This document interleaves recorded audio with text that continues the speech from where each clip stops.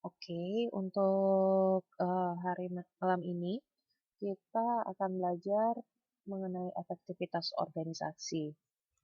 Nah, kalau teman-teman baca di buku ini ada 4 objektif atau tujuan dari belajar modul 3 ini. Yang pertama, diharapkan teman-teman bisa eh, menjelaskan kembali mengenai pengukuran efektivitas organisasi.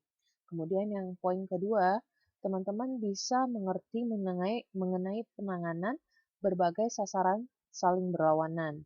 Kemudian poin ketiga, eh, teman-teman dapat memahami mengenai berbagai pendekatan yang biasa digunakan dalam pengukuran efektivitas organisasi.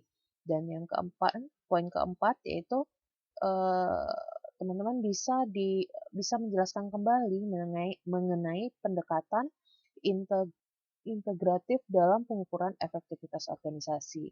Jadi ini 4 poin yang harus teman-teman kuasai setelah belajar modul 3 ini.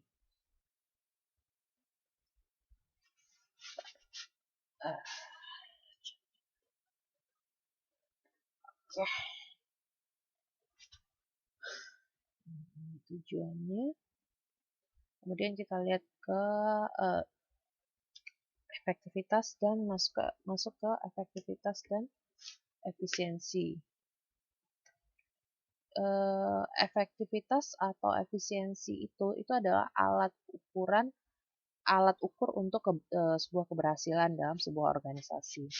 Nah, efektivitas organisasi itu merupakan konsep penting dalam teori organisasi karena mampu memberikan gambaran menyeluruh mengenai keseluruhan bagian organisasi dalam usaha mencapai sasarannya.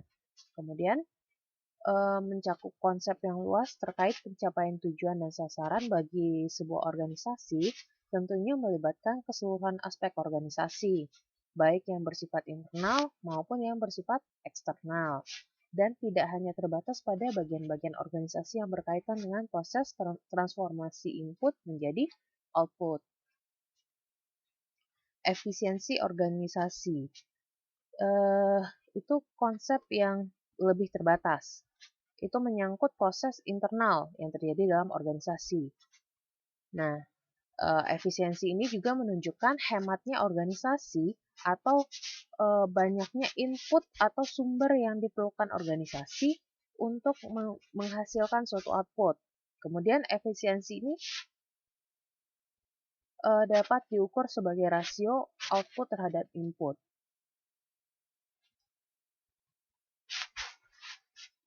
Suara saya cuma Mbak Suyati saja yang nggak dengar atau yang lain juga nggak dengar?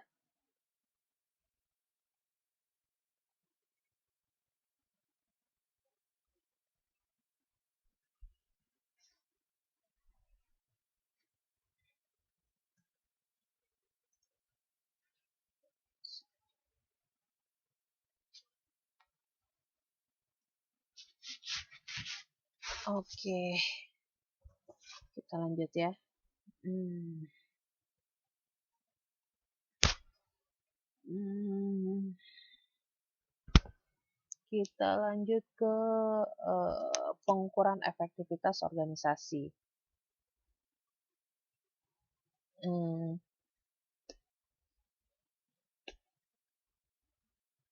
Nah, kalau sebentar ada nggak ya saya masukin gambar? Oh nih.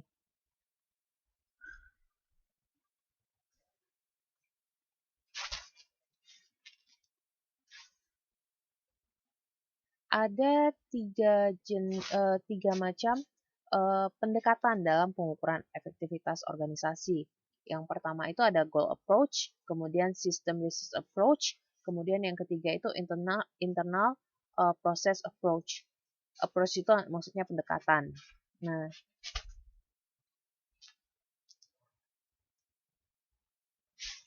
Nah, kalau goal approach itu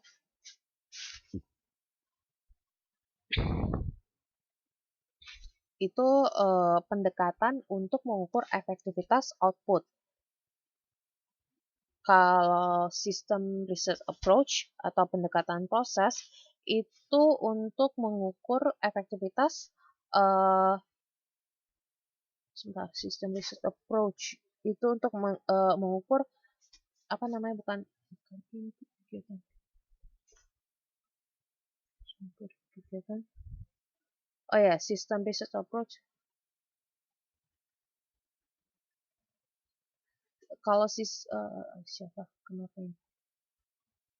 Oh, oke. Kalau sistem research approach itu untuk mengukur efektivitas yang di-input. Nah, kalau yang internal process approach atau eh, pendekatan eh, pendekatan proses itu untuk mengukur kegiatan dan proses internal. Itu tiga pendekatan ini bisa teman-teman lihat di gambar 3.1 di halaman 3.4. Nah, ini kan pendekatan sumber itu untuk mengukur inputnya, mengukur efektivitas inputnya. Kalau pendekatan proses itu untuk mengukur pendekatan untuk mengukur organisasinya. Sedangkan pendekatan sasaran itu untuk mengukur efektivitas output. Nah, ini 3 macam pendekatan pendekatan pendekatan pengukuran efektivitas sebuah organisasi. Nah, mari kita bahas satu persatu mengenai pendekatan itu. Yang pertama itu adalah sasaran goal organisasi.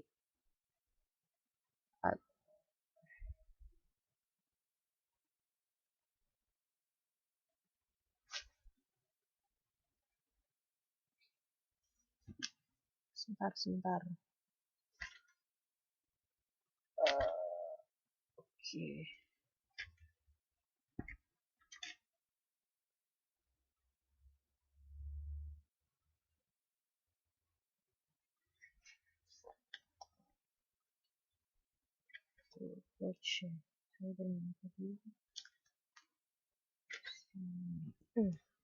Oke, sasaran atau goal organisasi itu pengamatan terhadap sasaran dari berbagai jenis organisasi itu tuh menunjukkan beberapa hal berikut. Yang satu, pertama itu bisa mempunyai lebih dari satu sasaran. Jadi sebuah organisasi itu bisa mempunyai lebih dari satu sasaran atau lebih dari satu tujuan. Kemudian yang kedua, sasaran yang dimiliki oleh suatu organisasi itu mempunyai sifat yang berlawanan. Kemudian yang ketiga, sasaran yang ditetapkan oleh pimpinan organisasi mempunyai pandangan yang berbeda, bentuk dan prioritas sasarannya. Jadi, kemungkinan di organisasi ini mempunyai beberapa pimpinan. Kemudian yang keempat, sasaran saling berkaitan satu sama lain. Nah, jadi ini 4 hal yang harus diamati dalam sasaran terhadap sasaran dari sebuah organisasi. Nah, kenapa sasaran atau tujuan dari sebuah organisasi itu menjadi penting? Yang pertama, karena sasaran atau tujuan itu merupakan alasan dari eksistensi organisasi. Jadi, seperti yang telah saya jelaskan di awal-awal dulu, pas yang modul 1, organisasi itu terbentuk karena adanya tujuan atau adanya sasaran dari beberapa orang yang membentuk organisasi itu. Jika sebuah organisasi kehilangan sasarannya atau tujuannya, itu artinya organisasinya juga akan hilang eksistensinya seperti itu. Kemudian alasan kedua kenapa sasaran itu menjadi penting dalam sebuah organisasi adalah sasaran itu atau tujuan itu sangat penting bagi proses manajemen dalam suatu organisasi. Apa-apa saja pentingnya sasaran atau tujuan itu bagi proses manajemen. Yang satu, itu dapat memberikan pengakuan bagi si organisasi. Kemudian memberikan arah bagi organisasi. Jadi si organisasi ini mau bergerak ke arah mana. Kemudian yang ketiga, pengukuran performance organisasi. Yang keempat, mengurangi ketidakpastian. Jadi ini empat hal kenapa tujuan atau sasaran itu sangat penting dalam proses manajemen. Nah, kita lihat jenis-jenis sasaran organisasi. Secara resmi,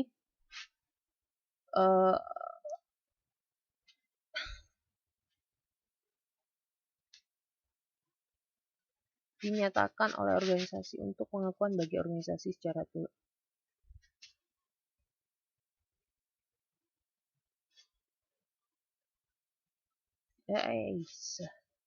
sebentar.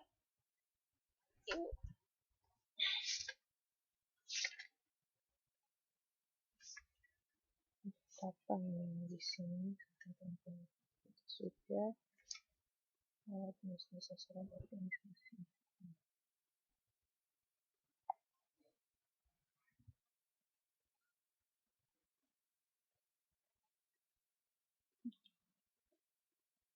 Maaf, sebentar.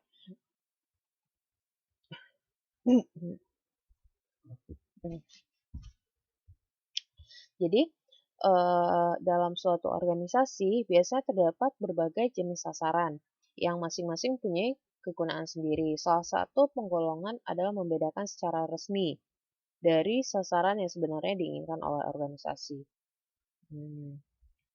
Jadi, jenis sasaran yang pertama itu adalah sasaran resmi atau official goal. Sasaran resmi itu apa? Sasaran resmi itu adalah kondisi secara resmi yang dinyatakan ingin dicapai oleh organisasi. Jadi, sasaran ini nih menggambarkan secara resmi kegiatan yang akan dilakukan oleh si organisasi, alasan pembentukan organisasi, dan nilai-nilai atau falsafah yang mendasari berdirinya organisasi. Nah, yang perlu digarisbawahi, satu lagi, sasaran resmi biasanya berbentuk tertulis dan dijumpai pada akta pendirian organisasi. Atau dinyatakan secara lisan pada pidato-pidato pimpinan organisasi, terutama ditujukan kepada pihak luar organisasi. Nah, seperti itu.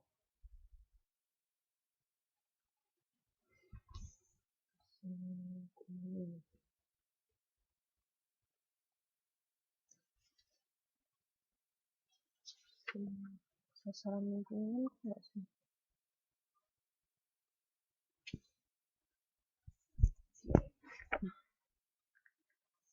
Oke. Kemudian bentuk yang kedua itu adalah sasaran yang sebenarnya diinginkan atau operative goal.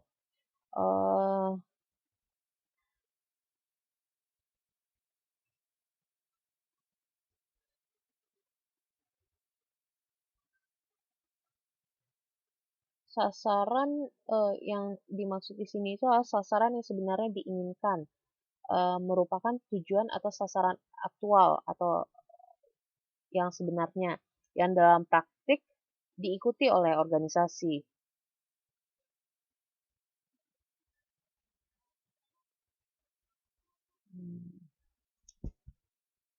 Jadi, ada beberapa jenis sasaran aktual dalam organisasi.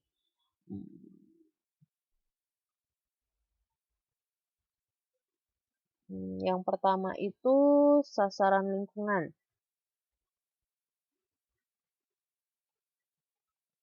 Itu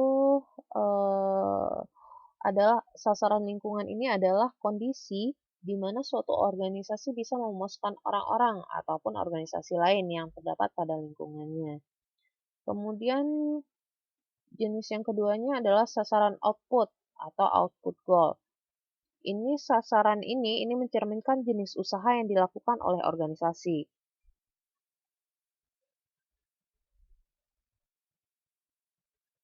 Sasaran output ini itu menunjukkan bentuk dan banyaknya output yang dihasilkan oleh organisasi.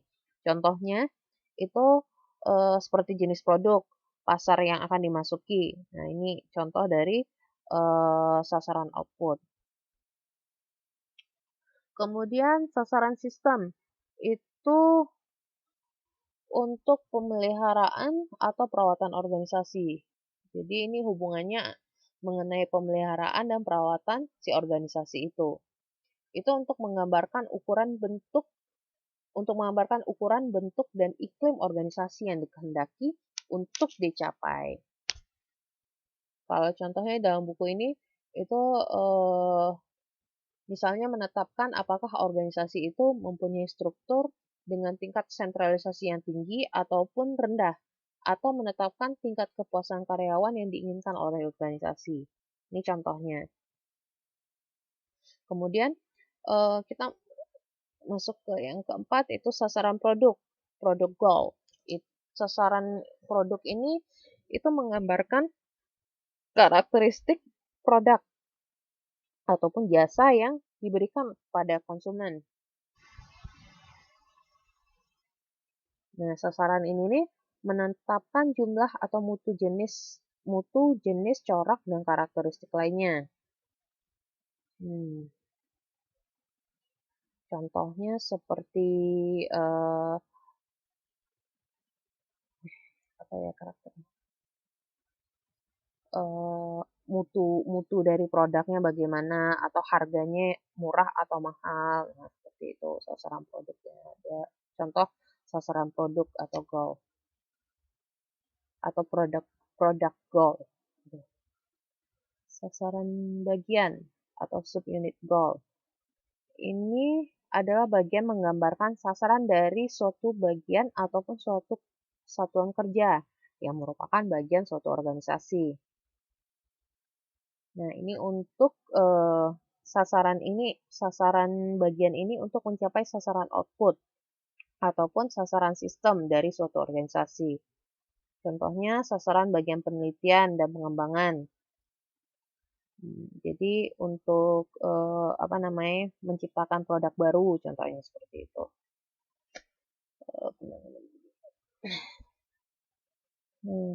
Kemudian kita masuk ke penanganan berbagai sasaran yang saling berlawanan.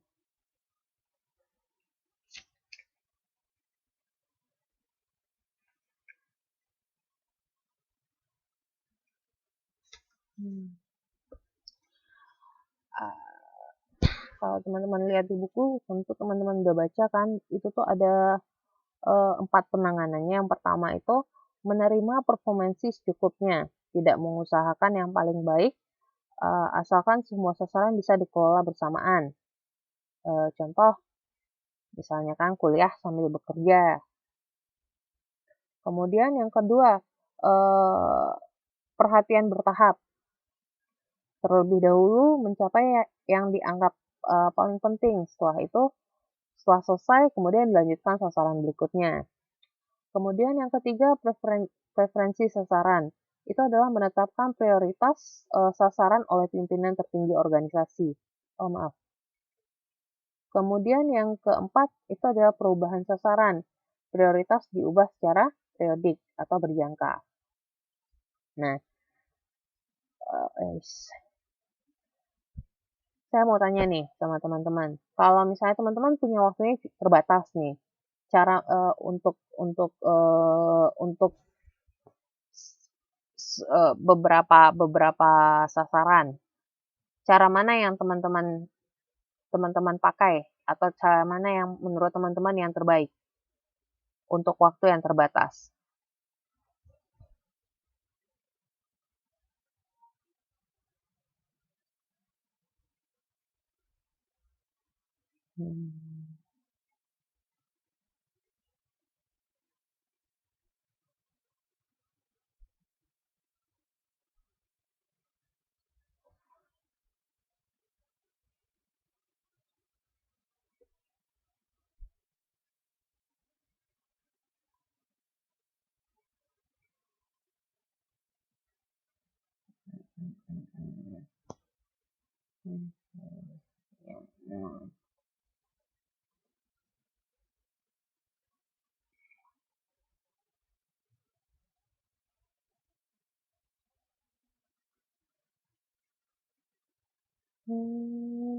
Jawabannya.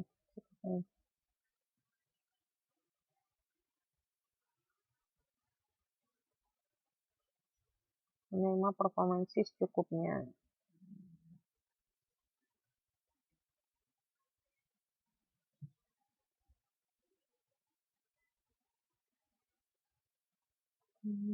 Satisfy.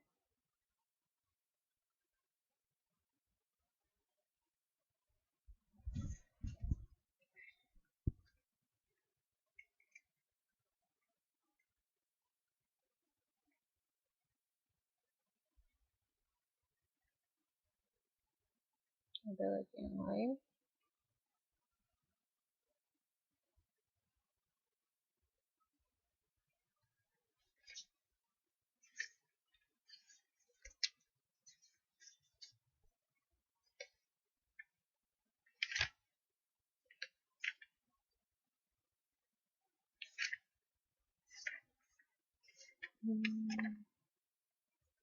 Oke, saya tunggu sebentar lagi untuk jawabannya.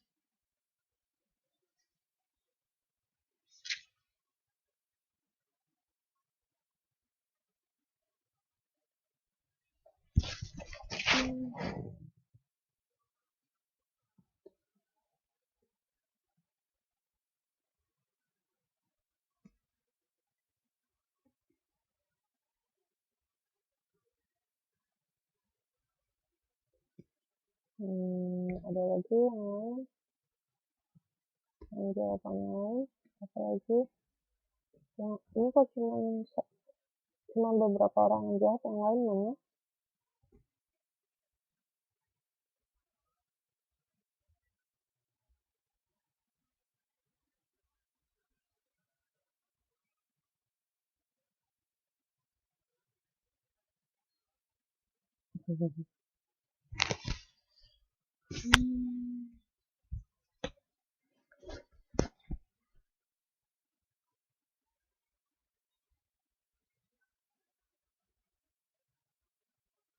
Gini deh, biar lebih ini ya, saya kasih case yang lebih jelas.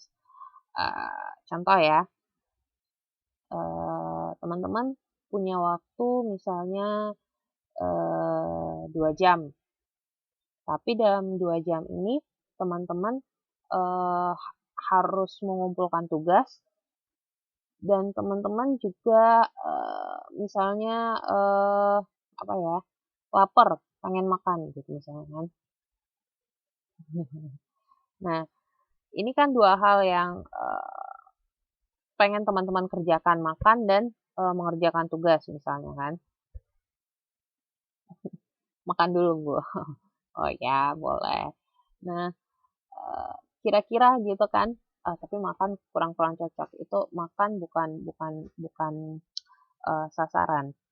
Apa ya? Ngerjain tugas satu laginya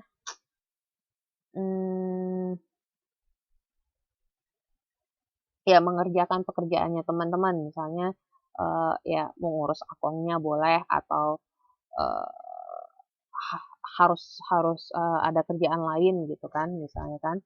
Nah, teman-teman punya waktunya terbatas nih. Kira-kira apa tuh yang teman-teman harus lakukan?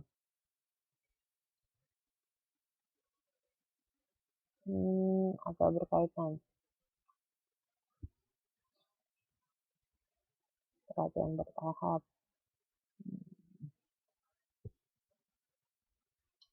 Well, sebenarnya masih ada lagi yang mau jawab?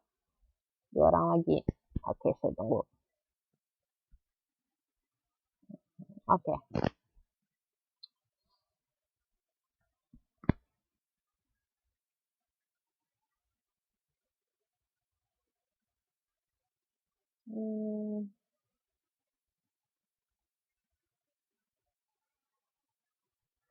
Sebenarnya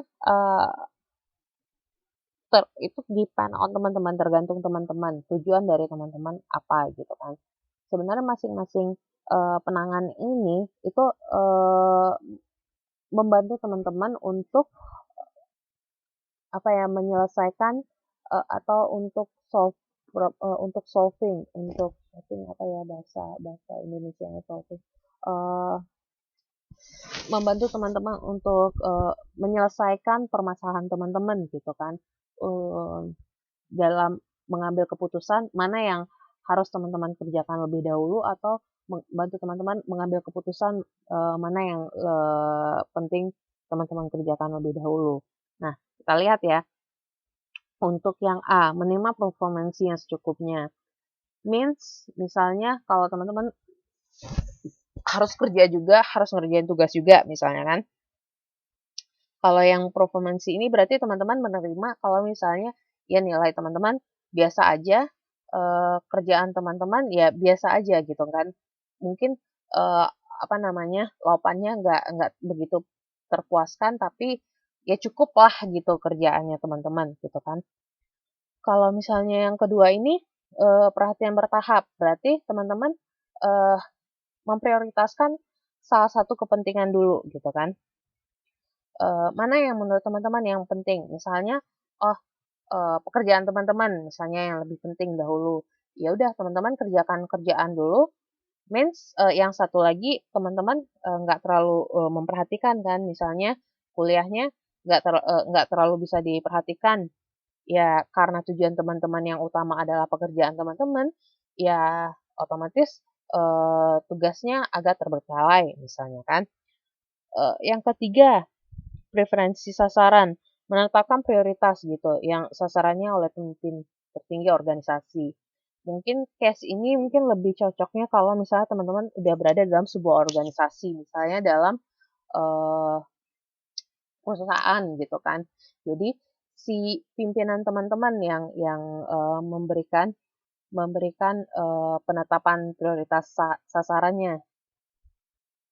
Kemudian perubahan sasaran, prioritas diubah secara periodik. Kemungkinan besar ini berada dalam sebuah organisasi.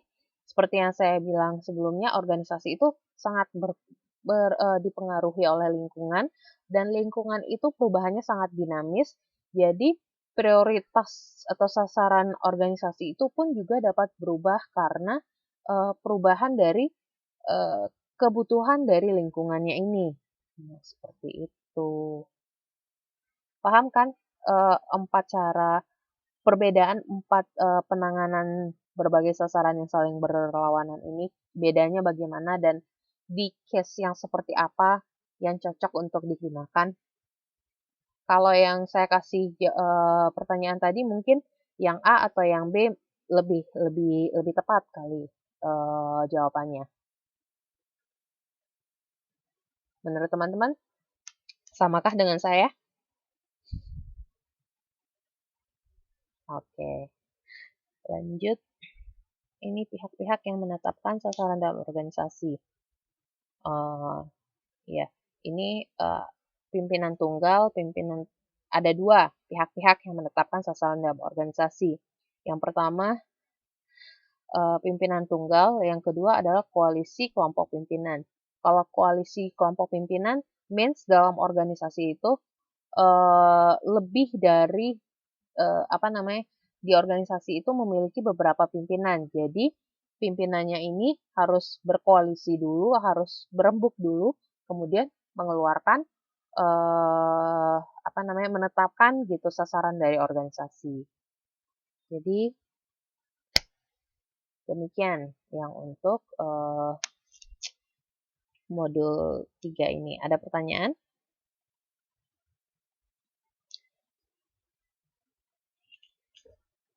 Teman-teman ada pertanyaan?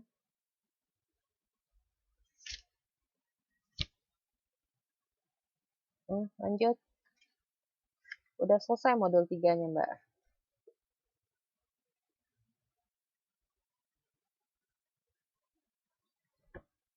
Kok cuma 3 ya yang di sini? Sebentar ya. Saya lihat dulu. Kayaknya ada yang terpotong ini. Modul 3 saya.